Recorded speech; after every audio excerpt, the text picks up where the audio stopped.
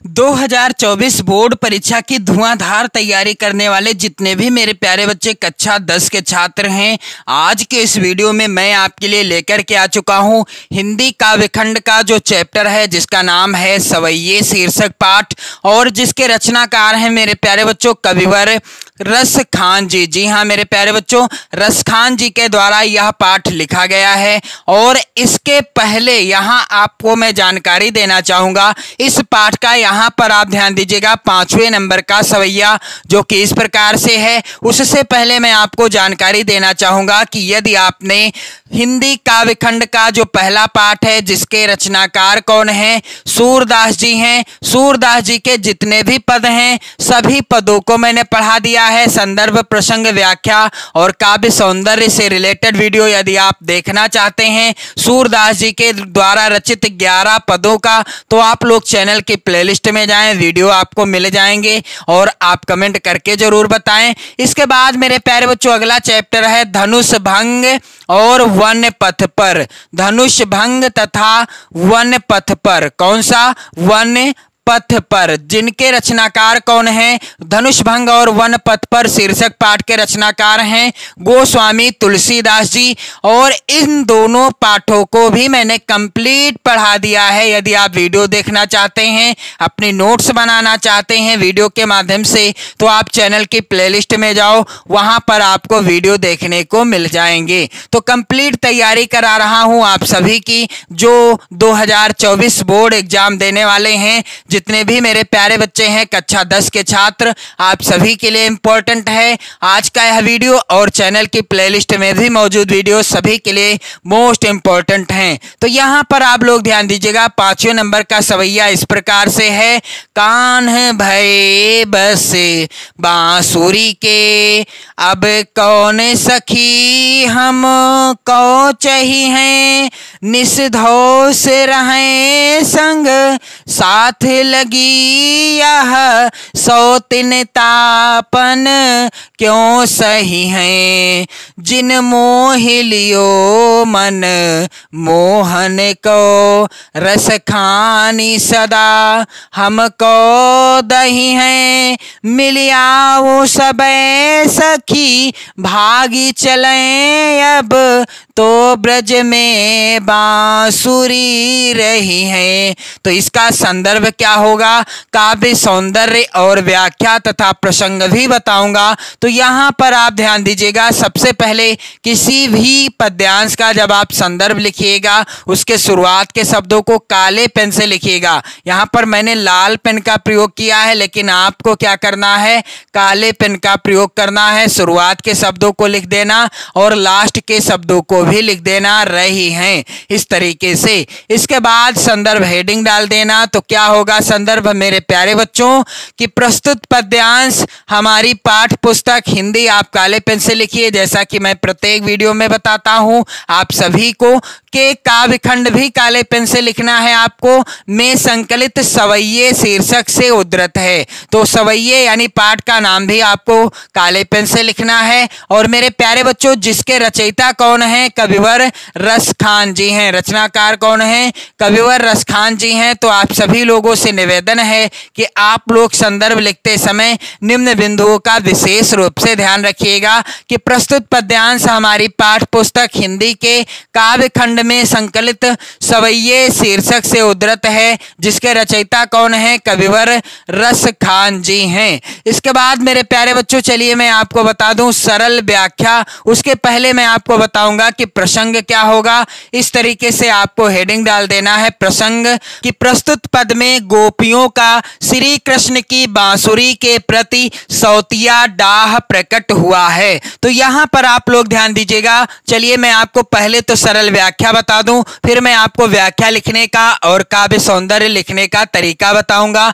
तो कान्ह भये बस बांसुरी के, अब कौन सखी हमको चाहिए। कविवर रसखान जी कहते हैं कि गोपियां आपस में बातचीत कर रही हैं। एक सखी अपनी दूसरी सखी से कहती है क्या कि हे सखी, श्री कृष्ण तो बांसुरी के वश में हो गए हैं। कान भये बस बांसुरी के, यानी भगवान श्री कृष्ण अब किसके बस में हो गए हैं? बांसुरी के बस में हो गए हैं। अब कौन सखी हमको चाहिए। और क्या कहती है गोपी कि और अब हमें यह बताओ कि अब हमें कौन चाहेगा और प्रेम करेगा।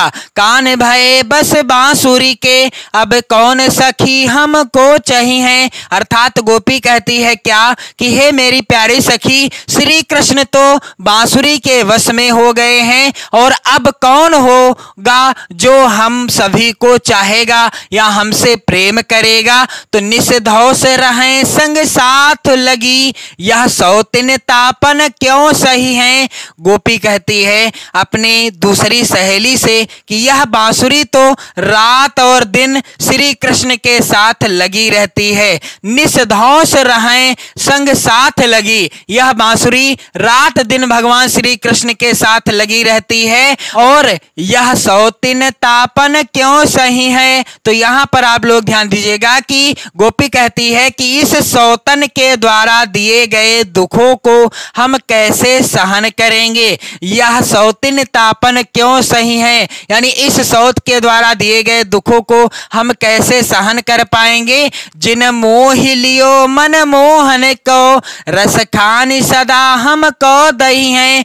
गोपी कहती है अपनी सहेली से क्या कि जिस बांसुरी ने मनमोहन अर्थात भगवान श्री कृष्ण को भी मोहित कर लिया है। जिन मोह लियो मन मोहन को, अर्थात जिस बांसुरी ने भगवान श्री कृष्ण को भी अपने बस में कर लिया है। रस खानी सदा हमको दही है। क्या कहती है सखी कि यहां पर आप लोग ध्यान दीजिएगा, वही बांसुरी हमें सदैव जलाती रहती है। जिस बांसुरी ने हमारे श्री कृष्ण को अपनी तरफ कर लिया है, यानी अपने ओर मोड़ लिया है। जिन मोह लियो मन मोहन को, रस खानी सदा हमको दही है। गोपी कहती है अपनी सहेली से कि जिस बांसुरी ने मनमोहन श्री कृष्ण को भी मोहित कर लिया है, वही बांसुरी हमें सदैव जलाती रहती है। जिन मोह लियो मनमोहन को, अर्थात जिस बांसुरी ने हमारे भगवान श्री कृष्ण को भी मोहित कर लिया है,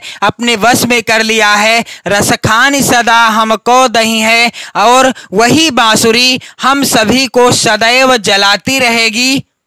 आगे कविवर रसखान जी कहते हैं कि मिली आओ सब सखी भागी चलें, अब तो ब्रज में बांसुरी रही है। तो यहाँ पर आप लोग ध्यान दीजिएगा, गोपी अपने सखी से कहती है कि आओ हम सब मिलकर इस ब्रज से भाग चलें। मिले आओ सब सखी भागी चलें, अब तो ब्रज में बांसुरी रही है। अर्थात आओ हम सभी लोग यहाँ से भाग चलें। क्यों? क्योंकि अब तो भगवान श्री कृष्ण के साथ बांसुरी ही रहेगी। कहाँ? ब्रज में। तो चलिए मैं आपको बता दूं व्याख्या आपको कैसे लिखना है और काव्य सौंदर्य कैसे लिखना है। तो कान भये बस बांसुरी के, अब कौन सखी हमको चाहिए। यहाँ पर आप लोग ध्यान दीजिएगा, व्याख्या हेडिंग डाल दीजिएगा काले पेन से। तो यहाँ पर व्याख्या क्या होगी, कविवर रहीम दास जी कहते हैं कि एक सखी दूसरी सखी से कहती है कि हे सखी, श्री कृष्ण तो बांसुरी के वश में हो गए हैं। कान भये बस बांसुरी के, अब कौन सखी हमको चाहिए और अब हमें कौन चाहेगा और प्रेम करेगा। आगे क्या कहती है गोपी कि निषधौ से रहें संग साथ लगी, यह सौतिन तापन क्यों सही है। क्या कहती हैं सखी अपनी दूसरी सखी से कि यह बांसुरी तो रात और दिन श्री कृष्ण के साथ लगी रहती है। निषधौ से रहें संग साथ लगी, यह सौतिन तापन क्यों सही है और इस सौतन के द्वारा दिए गए दुखों को हम कैसे सहन करेंगे। तो यहाँ आप लोग ध्यान दीजिएगा, अगला बिंदु है कि मिलियाओ सब सखी भाग चलें, अब तो ब्रज में बांसुरी रही है। यहाँ आप लोग ध्यान दीजिएगा, क्या कहती हैं गोपी अपनी दूसरी सहेली से कि हे सखी, आओ हम सब मिलकर इस ब्रज से भाग चलें। क्यों? क्योंकि अब तो ब्रज में श्री कृष्ण के साथ केवल यह बांसुरी ही रहेगी। अब बारी आती है काव्य सौंदर्य की। तो काव्य सौंदर्य क्या होगा मेरे प्यारे बच्चों?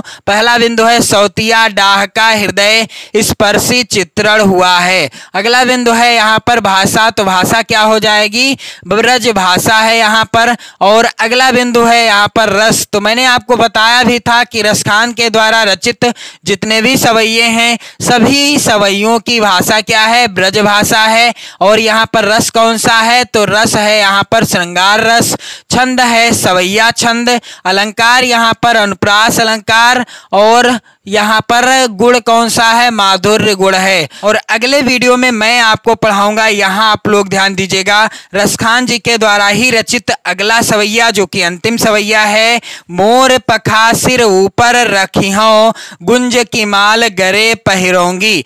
तो मेरे प्यारे बच्चों, आप सभी लोग वीडियो को शेयर कर दें, लाइक कर दें। पढ़ते रहें, मस्त रहें, स्वस्थ रहें। जय हिंद।